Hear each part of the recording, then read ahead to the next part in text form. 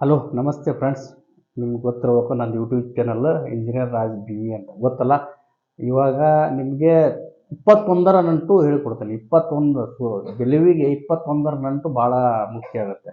ಆದರೆ ನನ್ನ ಪ್ರತಿಯೊಂದು ಕ್ಲಾಸನ್ನು ನೀವು ರೆಗ್ಯುಲರ್ ಆಗಿ ಫಾಲೋ ಮಾಡಿದರೆ ಮಾತ್ರ ನಾನು ಒಂದು 100ನೇ ಕ್ಲಾಸ್ ಹೇಳುವಾಗ 100th ಕ್ಲಾಸ್ ಹೇಳುವಾಗ ನಿಮಗೆ ಕ್ಲಾರಿಟಿ ಬರುತ್ತೆ, ನಾ ಏನು ಹೇಳಿದ್ದೀನಿ, ನಾ ಏನು ಮಾಡ್ತಾ ಇದ್ದೀನಿ ಅನ್ನೋದು. ಇವಾಗ ನೀವು ಫಸ್ಟ್ ಕ್ಲಾಸ್ ಇದ್ರೆ ಮಿಸ್ ಮಾಡಿದರೆ ನೀವು ಒಮ್ಮೆ 10th ಕ್ಲಾಸಿಗೆ ಬಂದು ಜಾಯ್ನ್ ಆದರೆ ನೀವು ಫಸ್ಟ್ ಕ್ಲಾಸಿಂದ ನೋಡ್ಕೊಂಡು ಬಂದಾಗೆ ಅವಾಗ 10th ಕ್ಲಾಸ್ ಅರ್ಥ ಆಗುತ್ತೆ. ಹಾಗಾಗಿ ನೀವು ಏನೋ ಒಂದು ಕೆಲಸ ಮಾಡಬೇಕಾದ್ರೆ ಫಸ್ಟ್ ಕ್ಲಾಸಿಂದಲೇ ಸ್ಟಾರ್ಟ್ ಮಾಡಬೇಕು. ಇವಾಗ ನಾನು ಏನು ಹೇಳ್ತಿದ್ದೀನಿ, ಕಾಂಪಿಟೇಟಿವ್ ಎಕ್ಸಾಮ್ಗೆ 21ರ ನಂಟು. 21ರ ನಂಟು ಅಂದರೆ 21 ದಿನದ ನಂಟು. 21 ದಿನದ ನಂಟು ಅಂದ್ರೆ ಏನಂದ್ರೆ ನಿಮ್ಮ ಅಭ್ಯಾಸ ಅಂದ್ರೆ ಯಾವುದೋ ಒಂದು ನಿಮ್ಮ ಅಭ್ಯಾಸ ಇರ್ತಾವೆ. ಈಗ ನೋಡಿ, ದುಶ್ಚಟಗಳೇ ಅಂತ ತಿಳ್ಕೊರಿ ನೀವು. ಆ ದುಶ್ಚಟಗಳು ಕೂಡ ಬಿಡಬೇಕಂದ್ರೆ ನೀವು 21 ಡೇಸ್ ಕಂಟಿನ್ಯೂ ಆಗಿ ಬಿಡಬೇಕು. ಬಿಟ್ಟಾಗ 22nd ಡೇ ಅಂದ್ರೆ ನಿಮಗೇನಾಗತ್ತೆ, ಆ ಚಟದಿಂದ ದೂರ ಇರ್ಲಿಕ್ಕೆ ಸಾಧ್ಯ ಆಗುತ್ತೆ. ಹಾಗಾಗಿ ನೀವು ಪ್ರತಿದಿನ ಬೇಗ ಹೇಳ್ತಾ ಇದ್ರೆ ಅದನ್ನು ಕಂಟಿನ್ಯೂ 21 ಡೇಸ್ ಹೇಳ್ತಾ ಇರಬೇಕು. ಆವಾಗ 22nd ಡೇ ಇಮಿಡಿಯೇಟ್ಲಿ ನೀವು ಏನಾಗ್ತಾ ಬೇಗ ಹೇಳ್ತೀರಿ. ಅದೇ ಥರ ಇವಾಗ ಇಲ್ಲೇ ನಾನು ಏನು ಬರೆದಿದ್ದೀನಲ್ಲ, ನಿಮಗೆ ಎಕ್ಸಾಮಿಗೆ ಹೆಲ್ಪ್ ಆಗಲಿ ಅಂತ ಬರೆದಿದ್ದೀನಿ. ನೀವು ಅಭ್ಯಾಸ ಸ್ಟಾರ್ಟ್ ಮಾಡಿದಾಗ ಈ ನನ್ನ 21ರ ನಂಟು ನೀವು ಫಾಲೋ ಮಾಡಿದ್ರೆ ಆಟೋಮೆಟಿಕ್ಕಾಗಿ ಫಸ್ಟ್ ಸ್ಟೇಜಲ್ಲಿ ಒಂದು ಲಿಟಲ್ ಬಿಟ್ ಬಂದು ಕುಂದಿರ್ದಿರಿ ಅಂದರೆ ಓದೋ ಹವ್ಯಾಸ ನಿಮಗೆ ಬೆಳೀತೈತಿ ಅಂತ ಹೇಳ್ತೀನಿ. ಇವಾಗ ನೋಡಿ, ಮೊದಲನೇ ವಾರ ಏನಂದ್ರೆ the struggle phase day 1 to 7.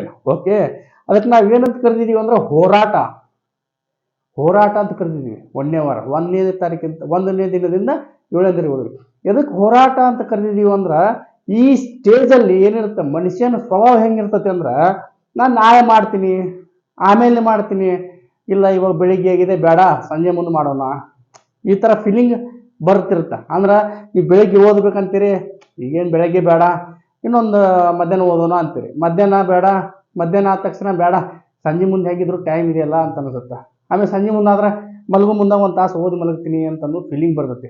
ಅದಕ್ಕೆ ನಾವು ಇದನ್ನ ಏನಂತ ಕರೆದಿದ್ದೀವಿ ಅಂದ್ರೆ, ಮೆದುಳು ಹೊಸ ಚಿಂತನೆ ಕಲಿಯುತ್ತಿದೆ. ನೀವು ಫಸ್ಟ್ ಪೇಜಲ್ಲಿ ಏನು ಮಾಡಬೇಕು ಅಂದರೆ ಹೋರಾಟ ಮಾಡಬೇಕು. ಎದರ ಜೊತೆ ಹೋರಾಟ ಮಾಡಬೇಕಂದ್ರೆ ನಿಮ್ಮ ಮನಸ್ಸಿನ ಜೊತೆ ಹೋರಾಟ ಮಾಡಬೇಕು. ಕುಳಿತುಕೊಳ್ಳುವುದು ಕಲಿಬೇಕು. ಒಂದು ಜಾಗದಲ್ಲಿ ಕುಳಿತುಕೊಳ್ಳೋದು ಕಲಿಬೇಕು. ಫಸ್ಟ್ 7 ದಿನ ಕುಳಿತುಕೊಳ್ಳಬೇಕು ಒಂದು ಜಾಗದಲ್ಲಿ. ಅದು ನಿಮ್ಗೆ ಅಭ್ಯಾಸ ಆಗಬೇಕು. ಮುಂದೆ ಒಂದು ಬುಕ್ಕ ಇಟ್ಕೊಂಡು ನೀವು ನೋಡ್ತಾ ಇರಬೇಕು. ನಿಮ್ಗೆ ತಿಳಿದೇ ಇದ್ದರೆ ನೋಡ್ತಾ ಇರಬೇಕು. ಇದಕ್ಕೆ ನಾವು ಹೋರಾಟ ಅಂತ ಕಲಿದೀವಿ. ಇದು ಮೊದಲನ್ನು ಹೊಸ ಚಿಂತನೆಗೆ ಕರ್ಕೊಂಡು ಹೋಗುತ್ತೆ. ಅಂದ್ರೆ ನಿಮ್ದು ಹಳೆ ಹ್ಯಾಬಿಟ್ಸ್ ಇರುತ್ತಲ್ಲ, ಅದರಿಂದ ಒಂದು ಸ್ವಲ್ಪ ಮೂಡು ಅಲ್ಲಿಂದ ಸ್ವಿಂಗ್ ಆಗಿ ಮುಂದ್ಗಡೆ ಬರುತ್ತೆ. ನಾನು ಎರಡನೇ ವಾರ ದ ಬೆಟಲ್ ಫೇಸ್ ಅಂತ ಕರೆದಿದ್ದೀನಿ. ಬೆಟಲ್ ಅಂದ್ರೆ ಸಂಘರ್ಷ. 2ನೇ ವಾರ ಏನಿರುತ್ತೆ, ನಿಮ್ಮ ಜೀವನದಲ್ಲಿ ಸಂಘರ್ಷ ಚಾಲು ಆಗುತ್ತೆ. ನಿಮ್ಮದು ಓದುತ್ತಿರೋ ಬುಕ್ಕಿನ ಜೊತೆ ಒಂದು ಸಂಘರ್ಷ ಚಾಲು ಇರುತ್ತೆ. ಅವಾಗ ನೀವು ಏನು ಮಾಡ್ತಿರಲ್ಲ, ಮನಸ್ಸು ಒತ್ತಡ ಪ್ರೆಷರ್ ತೊಗೊಂತಿರ್ತೈತೆ. ಪ್ರೆಷರ್ ಯಾವ ಥರ ತೊಗೋತಿರ್ತೈತೆ ಅಂದ್ರೆ, ನಾನು ಹಿಂಗೆ ಓದಿದ್ದೀನಿ, ಇದು ನನ್ನ ತಲೆಯಲ್ಲಿ ಹೋಗ್ತಾ ಇದೆ ಇಲ್ಲೋ, ಅಥವಾ ನನಗೆ ಇದು ಓದಿದ್ದೆಲ್ಲ ಎಕ್ಸಾಮಲ್ಲಿ ಬರ್ತಾ ಇಲ್ಲ, ಈ ಥರ ಪ್ರೆಷರ್ ಕ್ರಿಯೇಟ್ ಆಗ್ತಾ ಹೋಗುತ್ತೆ ಸೆಕೆಂಡ್ ವೀಕಲ್ಲಿ. ಆವಾಗ ಅದು ಪೇಜ್ ಕೂಡ ನಿಮ್ಗೆ ಭಾಳ ಅತ್ಯಮೂಲ್ಯ. ಇದನ್ನು ನಾವೇನಂತೀವಿ ಅಂದ್ರೆ ಬೆಳವಣಿಗೆ ಹಂತ. ಮೊದಲನೇ ಹಂತ ಆಯಿತು, ಈಗ ಬೆಳವಣಿಗೆ ಹಂತಲ್ಲಿ ನಿಮ್ಮ ಮೈಂಡ್ ಒಂದು ಪಕ್ವಕ್ಕೆ ಬರುತ್ತೆ. ಅಂದರೆ ಪುಸ್ತಕ ಮುಂದೆ ಕುಂತು ಓದೋದು ನಿಮಗೂ ಸ್ವಲ್ಪ ಹ್ಯಾಬಿಟ್ ಆಗುತ್ತೆ. ಇನ್ನು ನಾ ಕೊನೆಯ ವಾರಕ್ಕೆ ಬರ್ತೀನಿ. The magic phase day 14 to 21. ಗೊತ್ತಾಯ್ತಾ? ಮ್ಯಾಜಿಕ್ ಫೇಸ್ ಅಂದ್ರೆ ಮಾಯ. ಇದು ನಿಮ್ಗೆ ಅಂದ್ರೆ ಚಂಚಲತೆಯಿಂದ ನಿಮ್ದು ಏನಾಗತ್ತಾ, ಇದು ಒಂದು ಹ್ಯಾಬಿಟ್ ಆಗಿ ಸ್ಟಾರ್ಟ್ ಆಗ್ಬಿಡ್ತದೆ. ಅರ್ಥ ಆಯ್ತಾ? ನೀವು ಅಭ್ಯಾಸ ಮಾಡ್ತಿರ್ತೀರಿ ಅಂದ್ರೆ ನನ್ನ ಡೈಲಿ ರುಟೀನ್ ಇರುತ್ತಲ್ಲ, ಅದು ಒಂದು ಹವ್ಯಾಸ ಆಗುತ್ತೆ. ಹವ್ಯಾಸ ಆದಾಗ ಏನಾಗುತ್ತೆ, ಹಳೆ ಚಿಂತನೆ ನಿಮಗೆ ದುರ್ಬಲ ಆಗ್ತಾವೆ. ಹಳೆ ಚಿಂತನೆ ಅಂದ್ರೆ ನೀವು ಅಡ್ಡಾಡಕ್ಕೆ ಹೋಗ್ತಿರ್ತೀರಿ ಅಥವಾ ಆ ಟೈಮಲ್ಲಿ ಏನೋ ಮಾಡ್ತಿರ್ತೀರಿ. ಬಟ್ ಇವಾಗ ಆಲ್ರೆಡಿ 14 ಡೇಸ್ ಪಾರ್ ಮಾಡಿ ಹೋಗಿದ್ದೀರಿ. ನೀವು 15th ಡೇಸ್ 16 17 18 ಡೇಸಲ್ಲಿ ಇದ್ರಿ. 18 ಡೇಸಲ್ಲಿ ಏನು ಅನಿಸುತ್ತಾ, ನೀವು 14 ಡೇಸ್ ಕುಂತಿರ್ತೀರಿ, ಒಂದು ಜಾಗದಲ್ಲಿ ಕುಂತು ಪುಸ್ತಕ ಓದ್ತಾ ಇರ್ತೀರಲ್ಲ, ಅದು ಒಂದು ಹ್ಯಾಬಿಟ್ ಆಗಿ ಪರಿವರ್ತನೆ ಆಗುತ್ತೆ. ಅದು ಒಂದು ಹವ್ಯಾಸ ಆಗಿ ಪರಿವರ್ತನೆ ಆಗುತ್ತೆ. ಹೊಸ ಮಾರ್ಗಗಳು ಬರ್ತಾವೆ, ನಿಮಗೆ ಹೊಸ ಮಾರ್ಗಗಳು ಕಂಡುಕೊಳ್ತೀರಿ. ಇದು ನೋಡಿ, 21 ದಿನದ ನಂತರ ನಿಮ್ಮ ಅಭ್ಯಾಸ ಹವ್ಯಾಸವಾಗಿ ಬದಲಾಗುತ್ತೆ. ಹವ್ಯಾಸ ಯಾವಾಗಲೂ ಏನೋ ಯಾವುದೇ ಕೆಲಸ ಮಾಡಬೇಕು, ಆ ಸಕ್ಸಸ್ ಆಗಬೇಕು ಜೀವನದಾಗ ಅಂದ್ರೆ ಹವ್ಯಾಸ ಅನ್ನೋದು ಬಹಳ ಮುಖ್ಯ. ಹವ್ಯಾಸ ಆಗಿ ಬೆಳೆಸ್ಕೊಂಡ್ರೆ ನೀವು ಲೈಫಲ್ಲಿ ಸಕ್ಸಸ್ ಆಗಕ್ಕೆ ಸಾಧ್ಯ. ಅದನ್ನೇ ನಾನು ಮಾಡಲೇಬೇಕು ಅಂತ ಪ್ರೆಷರ್ ತೊಗೊಂಡು ಮಾಡಿದ್ರೆ ಅದು ನೀವು ಅಂದ್ಕೊಂಡಿರುವ ಕಾರ್ಯದಲ್ಲಿ ಸಕ್ಸಸ್ ಆಗಕ್ಕೆ ಚಾನ್ಸಸ್ ಕಡಿಮೆ ಇರುತ್ತೆ. ಹಾಗಾಗಿ 21 ದಿನದಲ್ಲಿ ನಿಮ್ಮ ಮೆದುಳು ರೀವೈರಿಂಗ್ ಆಗುತ್ತೆ. ರೀವೈರಿಂಗ್ ಆಗಿ ಮತ್ತೊಂದು ಕಾರ್ಯ ಮಾಡೋದಕ್ಕೆ ನೀವು ಮೆಂಟಲಿ ಯು ಆರ್ ರೆಡಿ.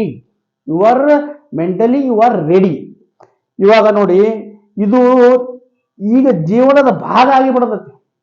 ನೀವೇನು ಡೈಲಿ ಮಾಡ್ತಿರ್ತೀರಲ್ಲ, ಈಗ 21 ಡೇಸ್ ನಾ ಹೇಳಿದಂಗೆ ನೀವೇನು ಓದ್ತಾ ಬರ್ತಾ ಇದ್ದೀರಲ್ಲ, ಅದು ನೀವು ಇವಾಗ ಡೈಲಿ ನೀವು 6 to 7 ಸಂಜೆ ಮುಂದೆ 6 to 7 ಓದೋ ಅಭ್ಯಾಸ ಇಟ್ಕೊಂಡ್ರೆ ಅಂತ ತಿಳ್ಕೊರಿ. ನೀವು 21 ಡೇಸ್ ಆದಮೇಲೆ 22nd ಡೇ ಇದು ನಿಮ್ಮ ಜೀವನದ ಒಂದು ಭಾಗ.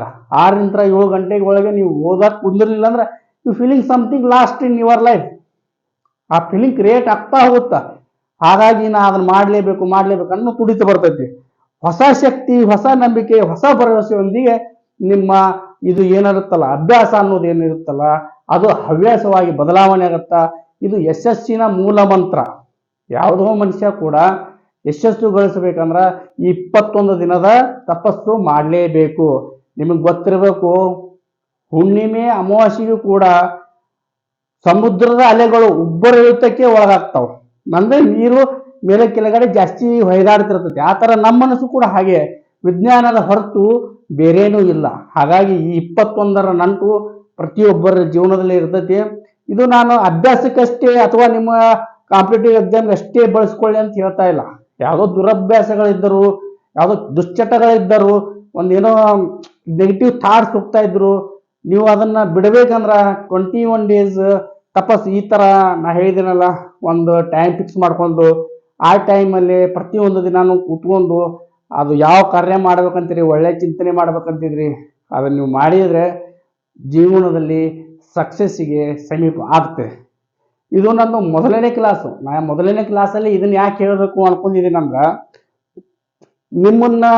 ನೀವು ಕಾಂಪಿಟೇಟಿವ್ ಎಕ್ಸಾಮ್ಗೆ ತಯಾರಾರಿ ಅಂದ್ರೆ ನೀವು ಡೈರೆಕ್ಟ್ ತಯಾರಾಗಂಗಿಲ್ಲ. ಅದಕ್ಕೆ ನಿಮ್ಮನ್ನು ಹಿಡಿದು ಕುಂದಿರ್ಸ್ಬೇಕು ನಾನು. 21 ಡೇಸ್ ಹೇಳೋ ಮಟ್ಟ 21 ಡೇಸ್ ನಾನು ಕ್ಲಾಸ್ ತೊಗೊಂಡು ಕಂಟಿನ್ಯೂ ಯಾವುದೋ ಒಂದು ಸಬ್ಜೆಕ್ಟ್ ತೊಗೊಂಡು ಅಂದ್ರೆ ನಿಮ್ಗೆ ಅರ್ಥನೇ ಆಗಲ್ಲ. ನೀವು ಕೂತ್ಕೋಬೇಕು ಮೊದಲು. ಮತ್ತು ಬರವಣಿಗೆ ಅನ್ನೋದು ಭಾಳ ಇಂಪಾರ್ಟೆಂಟ್.